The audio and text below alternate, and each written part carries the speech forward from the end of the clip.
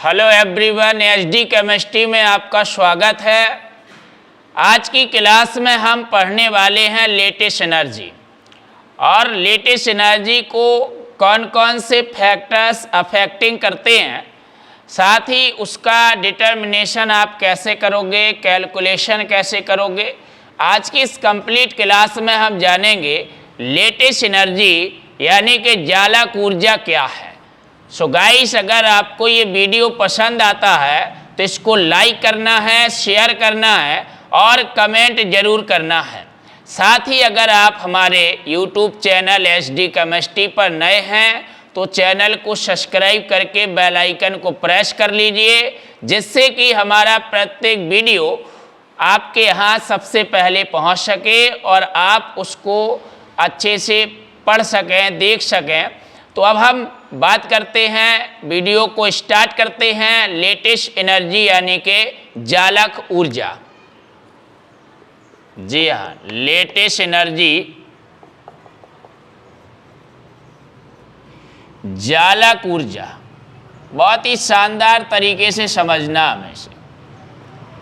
Latest energy जालक ऊर्जा, देखिए आयनिक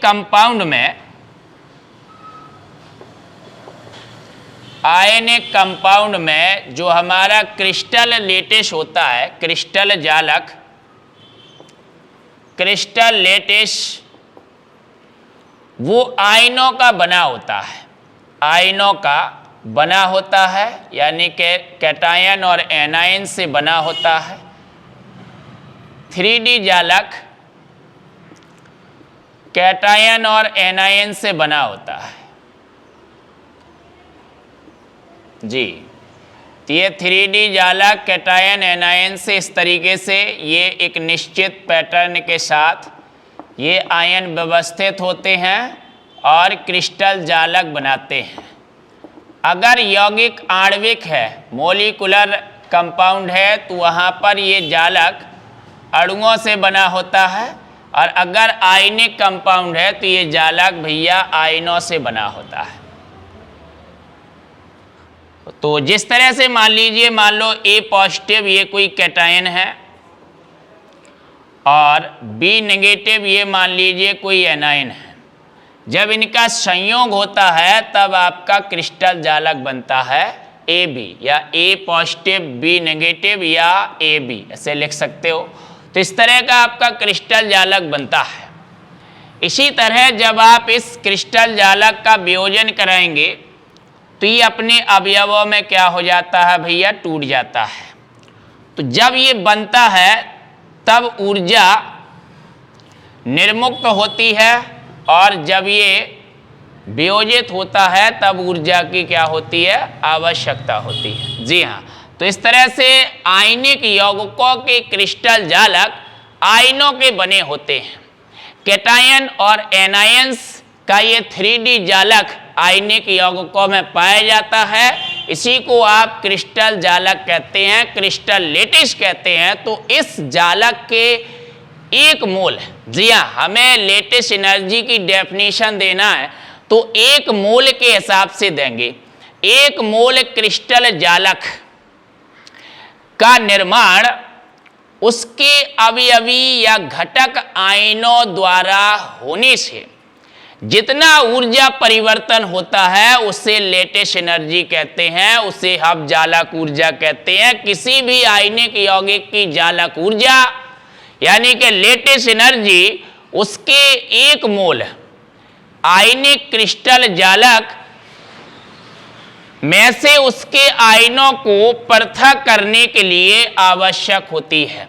एक मोल आयनिक क्रिस्टल जालक में से उसके आयनों को पृथक करने के लिए यानी कि अलग करने के लिए जो ऊर्जा की आवश्यकता होती है, जैसे आपका आयनिक क्रिस्टल आपने मान लीजिए M मेटल और X हैलोजन या नॉन मेटल अधातु, अब आपने इसको ऊर्जा दी U या U नॉट, तो ये आपका M पॉजिटिव मेटल धनायन अलग हो जाएगा, X नेगेटिव अलग हो जाएगा। तो मतलब एक मोल है जी, कितना है ये, एक मोल है। तो एक मोल आयनिक क्रिस्टल जालक से उसके आयनों को पृथक करने के लिए आवश्यक ऊर्जा क्या कहलाती है? जालक ऊर्जा यानी कि लेटिस एनर्जी कहलाती है। या फिर उसके घटक आयनों के संयोग से एक मोल क्रिस्टल जालक का फॉर्मेशन हो, तो उस फॉर्मेशन में जितनी ऊर्जा रिलीज होती है, उत्सर्जित होती है, उसे आप लेटिस एनर्जी कहते हैं।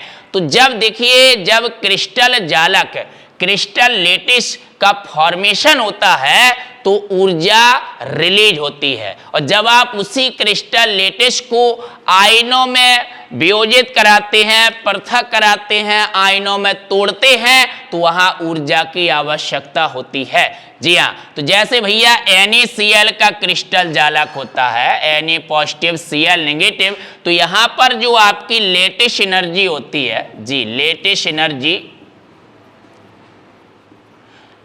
एनर्जी यहां पर जो होती है वो -787 किलो जूल पर मोल होती है। ये बात ध्यान रखिएगा। जी हाँ, 787 किलो जूल पर मोल लेटिस एनर्जी यानी NaCl की भैया जालक ऊर्जा होती है। तो the lattice energy is the energy change upon formation of 1 mole of a crystalline ionic compound from it constituent gaseous ions, यानी इसके घटक गैसियस आयनों द्वारा एक मोल आयनिक क्रिस्टल लेटिस का फॉर्मेशन होता है, तब एनर्जी चेंज को आप लेटिस एनर्जी कहते हैं। तो ये भैया कंप्लीट डेफिनेशन है, ध्यान रखना है कि the lattice energy is the energy change upon formation of 1 mole of a crystalline solid या क्रिस्टलाइन लेटिस या crystalline ionic compound from its constituent ions. जी हाँ, कंस्टिट्यूएंट आयंस मतलब इसके घटक आयनों से एक मोल आयनिक यौगिक का निर्माण होता है, तो वहां पर एनर्जी चेंज लेटिस एनर्जी कहलाती है। तो ये कंप्लीट डेफिनेशन दोनों प्रकार से आप कह सकते हैं, ठीक है। दो प्रकार से इसकी डेफिनेशन लिख सकते हो आप, लेटिस एनर्जी यानी कि जालक ऊर्जा की, right.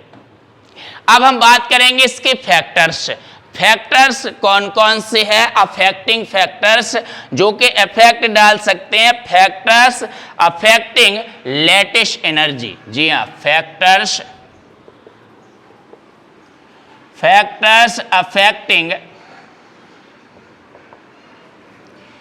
Lattice energy, factors affecting lattice energy, जालक ऊर्जा को प्रभावित करने वाले कारक। भैया जालक ऊर्जा को प्रभावित करने वाले कारक हैं, पहला कारक है आपका आयोनिक चार्ज। आयोनिक चार्ज, आयनिक आवेश। देखिए क्रिस्टल जालक में धनायन होता है, ऋणायन होता है, और उस पर आवेश भी होता है, चार्ज भी होता है।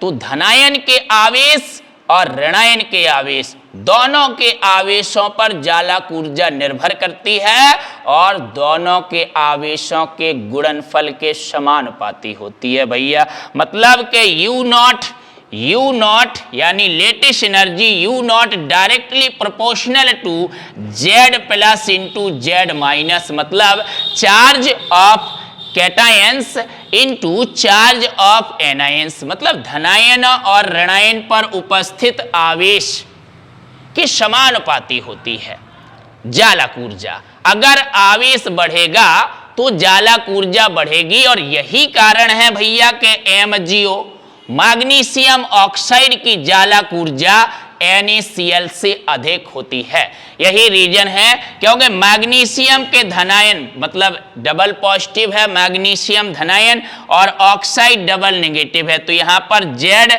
प्लस का वैल्यू +2 है और Z माइनस का वैल्यू भैया -2 है, और जबकि NaCl में Na पॉजिटिव है और Cl नेगेटिव है, तो यहाँ पर Z प्लस का वैल्यू +1 है और Z माइनस का वैल्यू -1 है। तो देखिए MgO पर आवेश ज्यादा है। MgO में जो मैग्नीशियम धनायन और ऑक्साइड ऋणायन है उन पर चार्ज, आयनिक चार्ज अधिक है, इसलिए उनकी लेटेस्ट एनर्जी अधिक हो। तो MgO की लेटेस्ट एनर्जी NaCl से अधिक होती है, इसलिए MgO का भैया गलनांक भी NaCl के गलनांक से अधिक होता है। मेल्टिंग पॉइंट ऑफ MgO है ना is greater than melting point of NaCl। ये आप ऑलवेज रिमेंबर इट, हमेशा आपको इसको ध्यान रखना है, राइट। दूसरा है भैया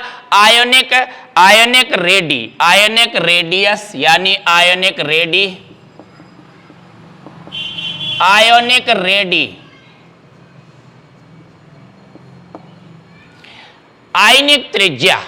आयनिक त्रिज्या जो आपका जालक धनायन और ऋणायन से बन रहा है उसकी आयनिक त्रिज्या। जी हाँ, तो देखिए कैटायन की ionic radius of cation, ionic radius.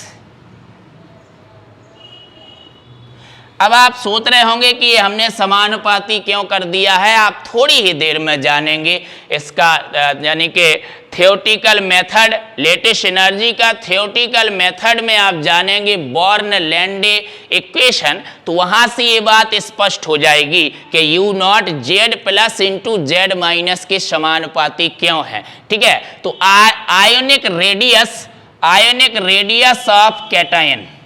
जी हाँ, कैटायन की आयनिक रेडियस माननी है RC। जी हाँ, इसके बाद भैया ionic radius of anion, radius का आयोनिक रेडियस ऑफ एनायन की रेडियस RA। ठीक है, अब आपको जो बॉर्न लैंडे इक्वेशन है जिससे आप लेटेस्ट एनर्जी का कैलकुलेशन करते हैं, कैलकुलेशन की ये सैद्धांतिक विधि यानी कि थियोटिकल मेथड है लेटेस्ट एनर्जी का, तो वो बॉर्न लैंडे इक्वेशन है। अब बॉर्न लैंडे इक्वेशन में R0 यूज किया गया है, और जो R0 यूज किया गया है वो क्या है भैया, क्लोजेस्ट आयन डिस्टेंस कहते हैं आप उसे R0। जी हाँ, R0 बराबर होता है RC प्लस RA, मतलब latest energy radius of cation और रेडियस ऑफ एनायन, इसको जोड़ देंगे आप R0 निकल आएगा। ठीक है, ये R0 क्या है भैया, R0 है क्लोजेस्ट आयन डिस्टेंस, यानी कि पास के दो आयनों के बीच की दूरी। क्लोजेस्ट आयन डिस्टेंस R0 है, और जो हमारा U0 होता है मतलब लेटेस्ट एनर्जी होती है वो इस R0 के व्युत्क्रमानुपाती होती है, इनवर्सली प्रोपोर्शनल। ठीक है, व्युत्क्रमानुपाती होती है, इसलिए भैया आयनों का आकार जितना बड़ा होगा, आयनों का आकार चाहे वो धनायन के साइज की बात हो, धनायन के आकार की बात हो, चाहे ऋणायन के आकार की बात हो, आयनों का आकार जितना अधिक होगा लेटेस्ट एनर्जी उतनी ही कम होगी, उतनी ही लोवेस्ट होगी, उतनी ही कम होगी। इस बात को भी आपको भैया ध्यान रखना है कि आयनिक त्रिज्या अगर बढ़ती है तो लेटेस्ट एनर्जी घटती है। तो जब आयोनिक रेडियस इंक्रीज होती है तो लेटेस्ट एनर्जी डिक्रीज होती है। तो ये दो अफेक्टिंग मतलब फैक्टर्स हैं जो लेटेस्ट एनर्जी को अफेक्टिव करते हैं। आयोनिक चार्ज, तो आयनिक चार्ज इंक्रीज होने पर लेटेस्ट एनर्जी इंक्रीज होती है, और आयनिक रेडियस इंक्रीज होने पर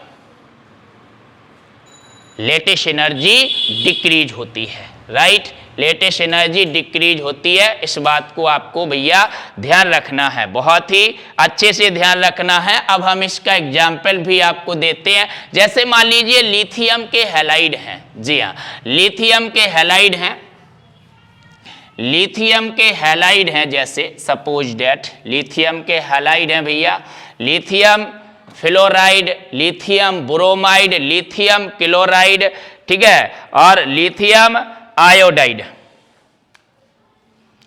तो भैया लिथियम फ्लोराइड है और लिथियम क्लोराइड है, लिथियम ब्रोमाइड है, लिथियम आयोडाइड है, LiI, लिथियम आयोडाइड, ये लिथियम के हैलाइड हैं।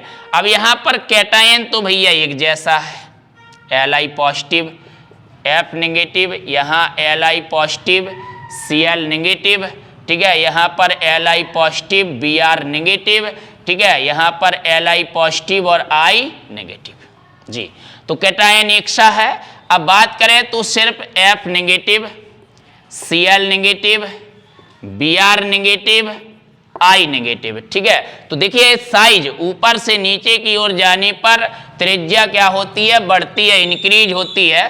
तो ये ऑर्डर हो जाएगा काय का, ऑर्डर ऑफ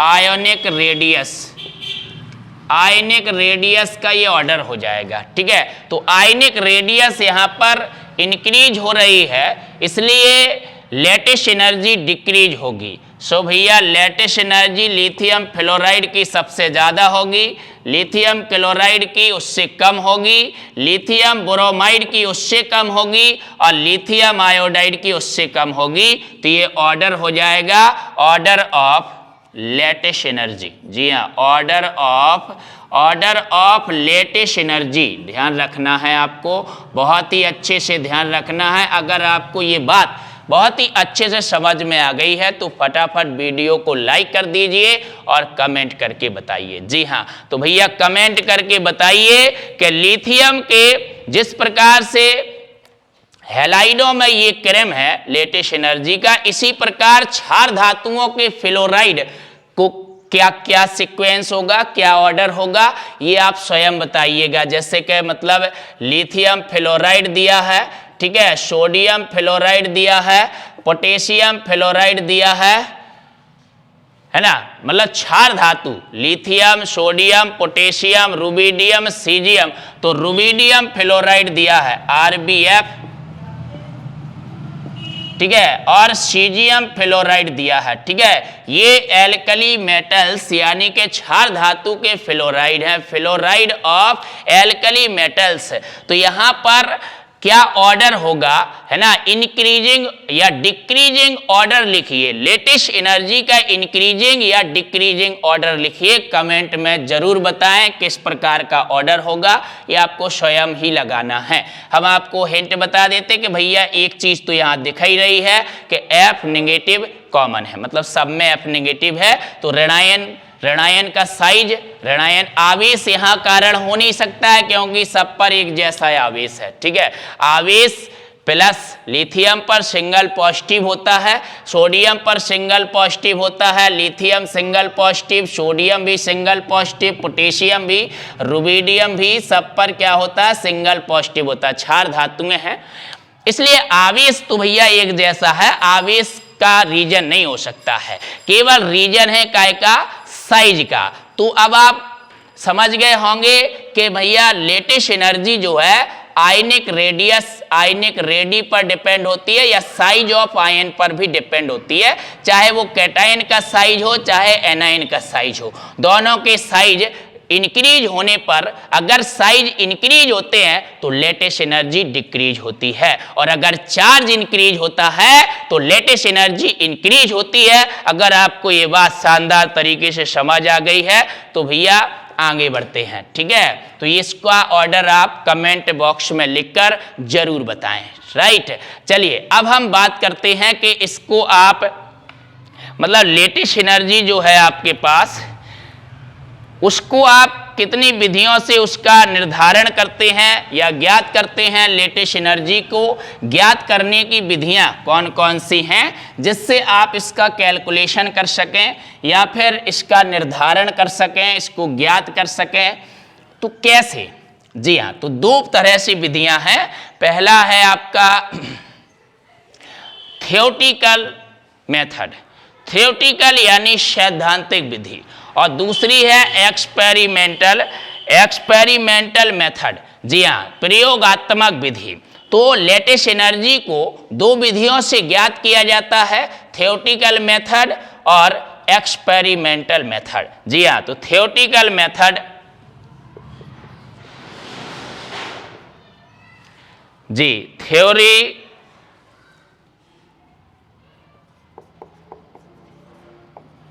थ्योरेटिकल मेथड की बात करें मतलब सैद्धांतिक विधि, सैद्धांतिक विधि पर बात करनी है। तो देखिए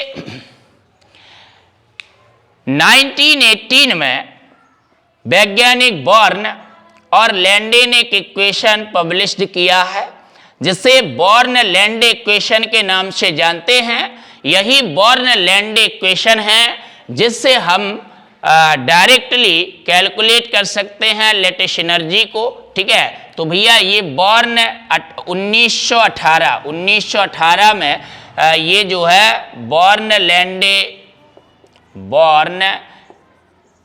लैंडे इक्वेशन दिया गया था। Born Landé equation, born Landé समीकरण।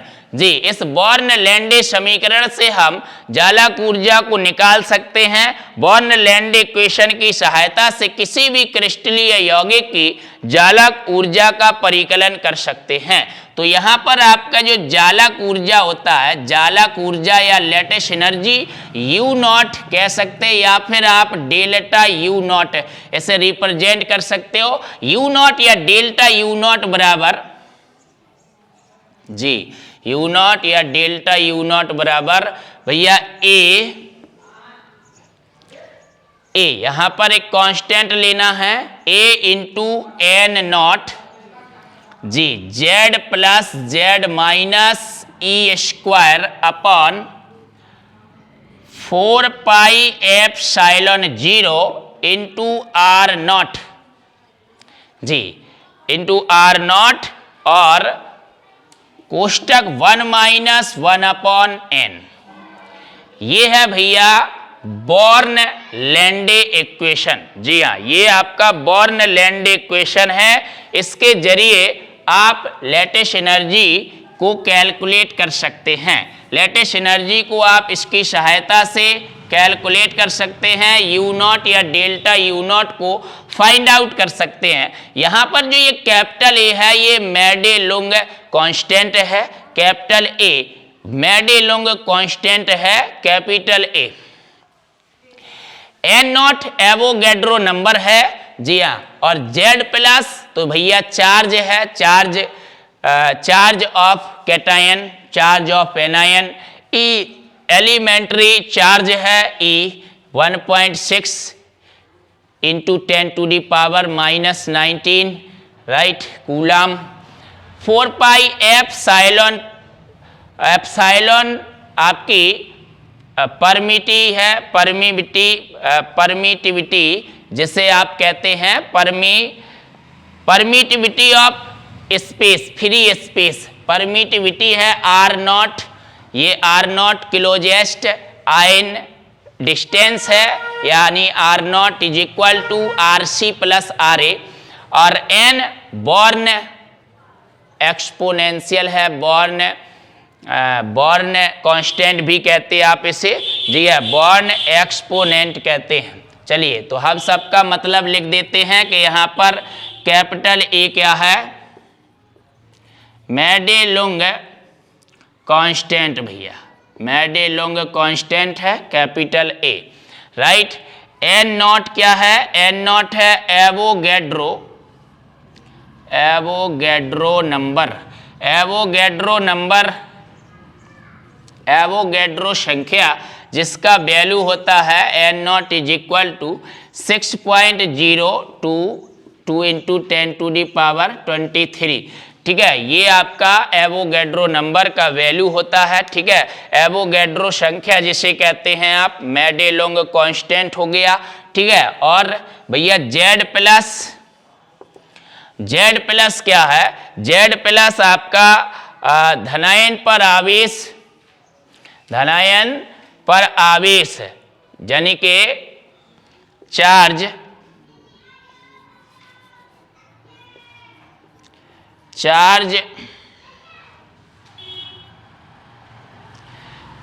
Of cation. और जेड माइनस क्या है? जेड माइनस है भैया चार्ज ऑफ एनायन। जी हाँ, इसके अलावा ई क्या है? ई है एलिमेंट्री चार्ज जिसका वैल्यू होता है 1.6022 into 10⁻⁻⁹ coulomb.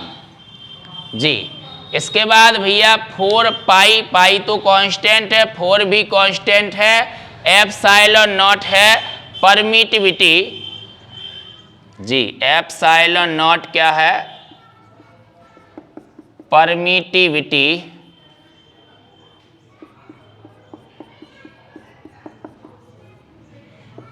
Of free space.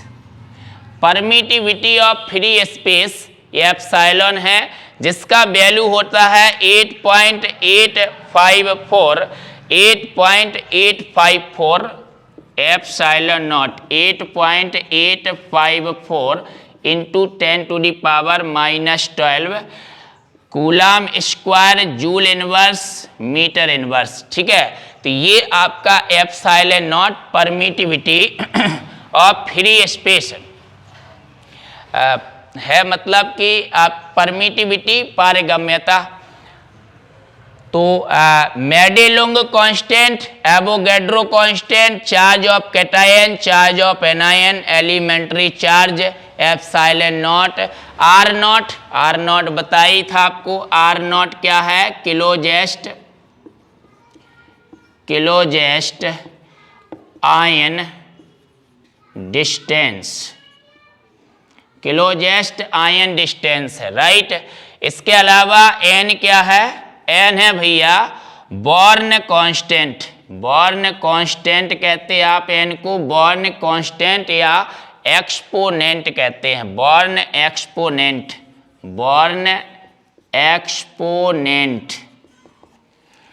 अब ये बॉर्न एक्सपोनेंट है ना, इसका वैल्यू 5 से 12 के बीच होता है। 5 से 12 के बीच होता है। कब 5 होता है, कब 12 होता है, कब इसका एवरेज वैल्यू लिया जाता है, ये बात अब हम आपको बताने वाले हैं। तो ये क्वेश्चन आपको लर्न रखना पड़ेगा, याद रखना पड़ेगा। यू नॉट या डेल्टा यू नॉट बराबर a into N naught Z plus Z minus A square upon 4 pi epsilon naught into R naught और कोष्टक 1 माइनस 1 अपॉन एन। ये ए है मेडेलोंग कांस्टेंट, ये है एवोगैड्रो नंबर, ये charge of cation and charge of anion, elementary charges या electron पर आवेश, और 4 pi constant, epsilon naught permittivity of free space, R naught closest ion distance, और एन बॉर्न कांस्टेंट या बॉर्न एक्सपोनेंट। राइट, क्लियर हुई बात? इस बात को विशेष रूप से ध्यान रखिए, इस इक्वेशन को ध्यान रखना है बहुत ही अच्छे से। ठीक है, आप इसका स्क्रीनशॉट ले सकते हैं।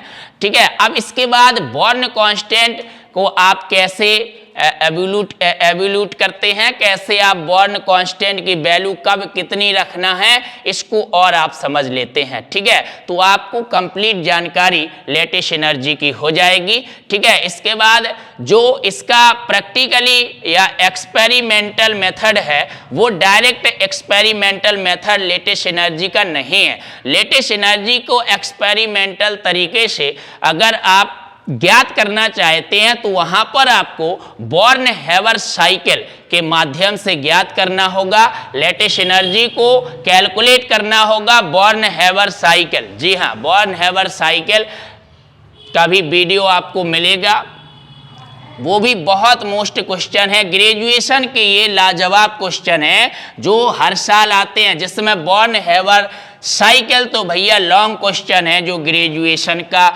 एक बहुत मोस्ट क्वेश्चन माना जाता है। ग्रेजुएशन के एग्जाम के लिए रीढ़ की हड्डी है बॉर्न हैवर साइकिल, जिसका वीडियो देखना आपको नहीं भूलना है। तो चलिए हम आयन का इलेक्ट्रॉनिक विन्यास और उसके एन पर बात करते हैं, मतलब बॉर्न कांस्टेंट पर बात करते हैं। आयन का इलेक्ट्रॉनिक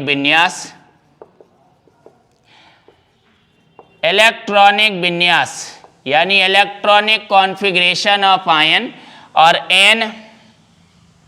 एन उसका मतलब बॉर्न कांस्टेंट और एग्जाम्पल मतलब कौन कौन से आयंस के लिए बॉर्न कांस्टेंट का वैल्यू कितना कितना होता है। ठीक है, तो देखिए helium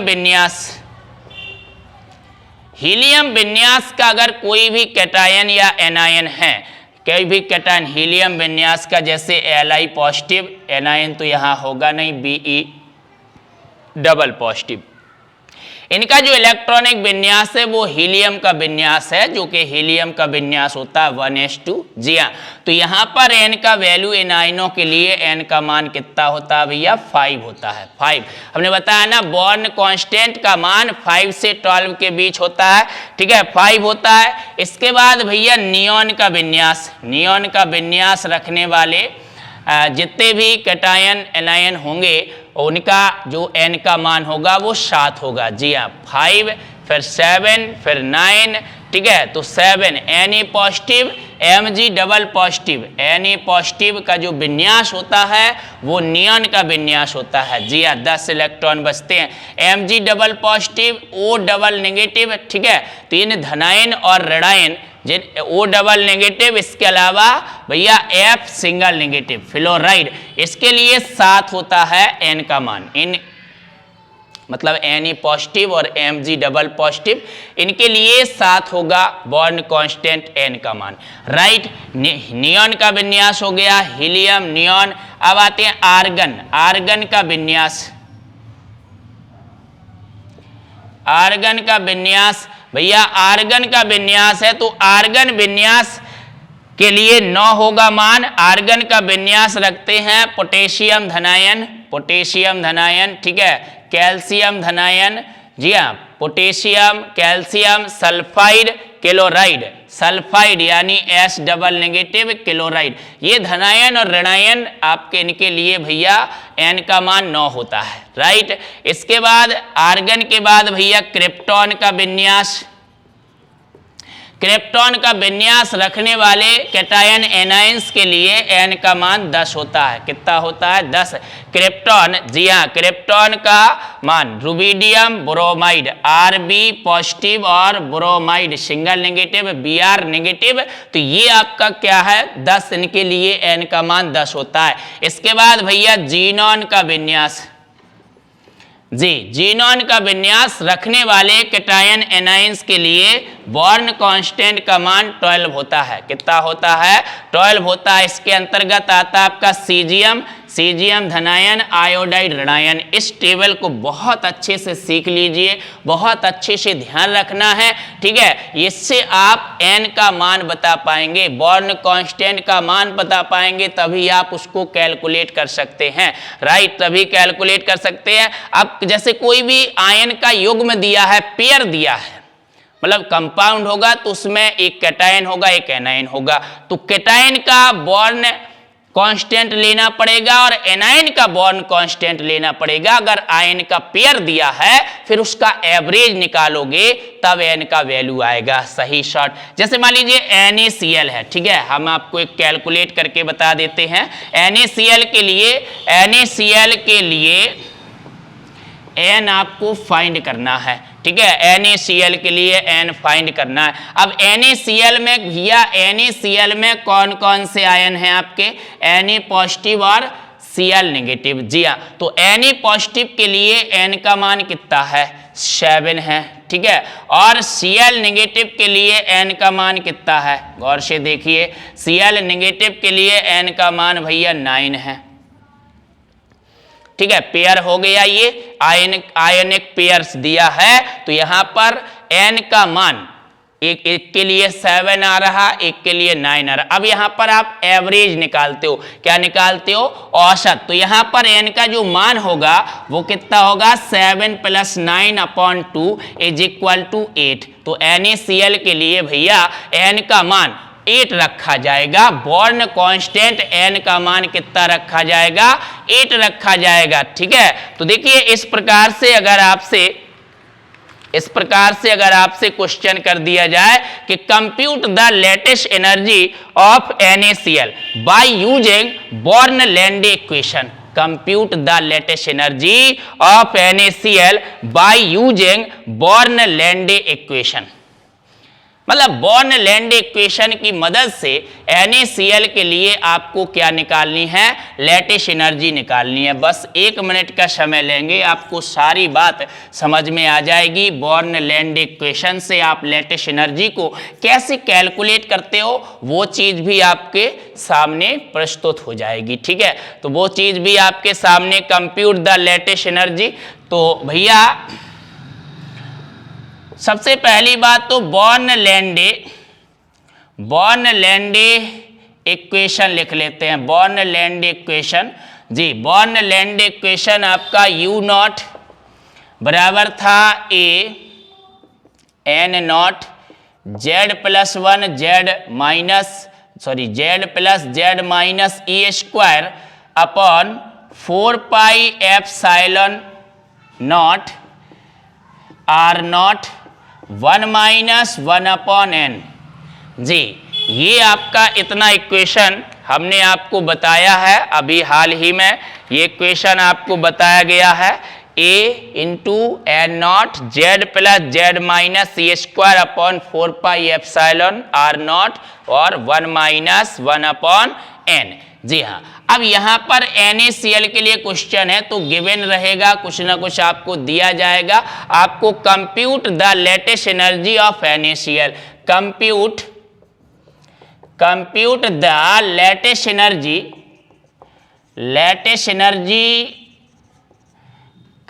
the latest energy of NaCl, ठीक है, बाय यूजिंग बॉर्न-लैंडे इक्वेशन। तो बॉर्न-लैंडे इक्वेशन से आपको NaCl की लेटेस्ट एनर्जी को मतलब कैलकुलेट करना है, कंप्यूट करना है। तो देखिए अब यहाँ पर जो कैपिटल A का मान है, मेडे-लुंग कांस्टेंट, जी हाँ, A का मान जो है वो आपको ध्यान रखना है 1.74, ये आपको दिया जाएगा भैया 1.74756, तो 2-3 अंकों तक आप यूज कर सकते हैं, राइट, कैपिटल A का मान। इसके अलावा भैया NaCl के लिए है ना, तो NaCl में Na पॉजिटिव है और Cl नेगेटिव है, सो Z प्लस बराबर +1 हो जाएगा, Z माइनस आपका -1 हो जाएगा, राइट। इसके अलावा एवोगैड्रो नंबर N0 बराबर कितना होगा 6.022 × 10⁻23, राइट, 23 मोल इनवर्स या पर मोल के हिसाब से ये नंबर होती है, ठीक है। तो ये आपको जो है N0 एवोगैड्रो नंबर आपको मिल जाएगी। इसके अलावा भैया permittivity of free space, permittivity निकालनी तो ε0, इसका वैल्यू भी आपको ध्यान रखना पड़ेगा 8.854 × 10⁻⁻12 कूलम स्क्वायर जूल इनवर्स और मीटर इनवर्स। जी हाँ, ये आपका ε0 का मान है। इसके अलावा क्या गिवन है भैया R0 आपको दिया गया है, R0 गिवन है 2.81 × 10⁻⁻10 मीटर। जी हाँ, ये दिया गया है आपको R, ये दिया गया था और ये दिया गया था, ठीक है। बाकी Z प्लस Z माइनस आपने निकाल लिया, ये चीज आपको याद होनी चाहिए हमेशा, ठीक है। अब आपको क्या निकालना है, बॉर्न कांस्टेंट n निकालना है। तो बॉर्न कांस्टेंट n जो अभी हमने बताया था टेबल से निकालेंगे आप, ठीक है। तो टेबल से निकालेंगे भैया, तो Na पॉजिटिव के लिए कितना आ रहा था, 7 आ रहा था, Cl नेगेटिव के लिए 9 आ रहा था, उसका एवरेज लेंगे, ठीक है। तो 16/2 इज इक्वल टू 8। तो यहाँ पर बॉर्न कांस्टेंट 8 आ रहा है, आपको 8 यूज करना है, ठीक है। अब आप लेटेस्ट एनर्जी को कैलकुलेट कर सकते हैं, सबकी वैल्यू रख देंगे। पाई कांस्टेंट होता 3.14, पाई का वैल्यू आप रख सकते हो, राइट। तो अब आप लगा सकते हैं भैया U0, ठीक है। U0 बराबर माइनस यहाँ पर इंक्लूड कर सकते हो, ये माइनस में आपका आंसर आ जाता है।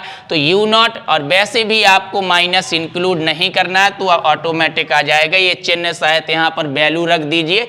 तो भैया A का मान 1.746 इंटू 6.022 10⁻23, और Z प्लस का मतलब प्लस का 1 प्लस 1 और इंटू -1, और E स्क्वायर, E का वैल्यू होता 1.6 इंटू 10⁻19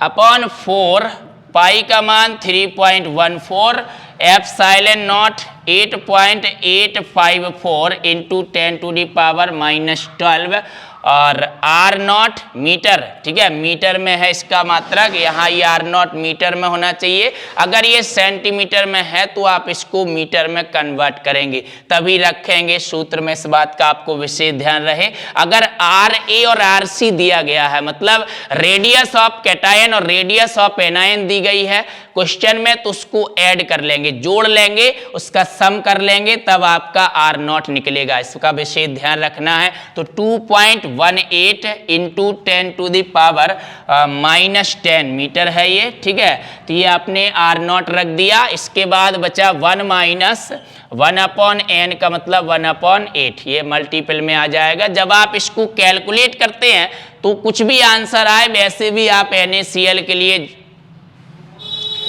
जी n का मान आपने रख दिया है 4, पाई का मान 3.14, एप्सिलॉन नॉट का मान रख दिया है R0, जी हाँ, R0 का मान भी आपने रख दिया है। इसके बाद 1/1 माइनस 1/n, n का मान आप 8 रख देंगे, 1 माइनस, जी हाँ, सब कुछ सही तो रखा है।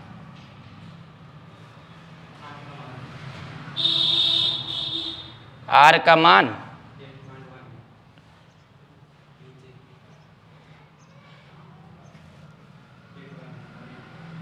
अच्छा, ये R0 2.81 दिया है जी, 2.81। चलिए इसको आप कैलकुलेट करेंगे तो वैसे भी इसका आंसर जानते हैं, लेकिन थोड़ा बहुत 19-20 आ सकता है आपका। आप जानते हैं -787 किलो जूल पर मोल के हिसाब से इसकी जो है NaCl के लिए लेटेस्ट एनर्जी होती है। इसके इर्द गिर्द आंसर आएगा, आपको कैलकुलेट करना नहीं है कितना आंसर आ रहा है, वैसे भी आप जानते हैं, है ना, क्योंकि काफ़ी लॉन्ग कैलकुलेशन हो गई। इसके अलावा आपको केवल सीखना था एप्लीकेशन के किस तरह से अप्लाई कर सकते हैं, और बॉर्न-लैंड इक्वेशन से आप थ्योरेटिकली लेटेस्ट एनर्जी को कैसे एवोल्यूट कर सकते हैं या कैसे कैलकुलेट कर सकते हैं, और बॉर्न कांस्टेंट या बॉर्न एक्सपोनेंट की वैल्यू आप कैसे निकालते हैं। तो ये सारी चीज़ें आपको जानना जरूरी थी, इसलिए हमने एक एग्जाम्पल बताया है। ये क्वेश्चन नहीं बल्कि एक उदाहरण मानिए, एक एग्जाम्पल मानिए कि बॉर्न-लैंड इक्वेशन को कैसे अप्लाई किया जाता है, राइट। तो आज हमने आपको पूरा कंप्लीट लेटेस्ट एनर्जी के बारे में पूरा कंप्लीट नॉलेज दिया कि the latest energy is the energy change upon formation of 1 mole of a crystalline ionic compound from its constituent gaseous ions. इसके घटक गैसीय आयनों से जब आप एक मोल क्रिस्टल जालक आयनिक क्रिस्टल यौगिक का निर्माण करते हैं तो उसमें जो एनर्जी परिवर्तन होता है उसी को लैटिस एनर्जी कहते हैं। तो लैटिस एनर्जी का कंप्लीट जानकारी आज आपको मिली। तो अगर आपको ये वीडियो पसंद आया है तो इसको लाइक कर दीजिए, और अगर आप हमारे चैनल पर नए हैं तो चैनल को सब्सक्राइब कर लीजिए। इसकी एक्सपेरिमेंटल मेथड यानी जिसमें बॉर्न हैवर साइकिल, उसका वीडियो देखना ना भूलिएगा, है ना। नेक्स्ट वीडियो में उस पर हम चर्चा करेंगे। धन्यवाद।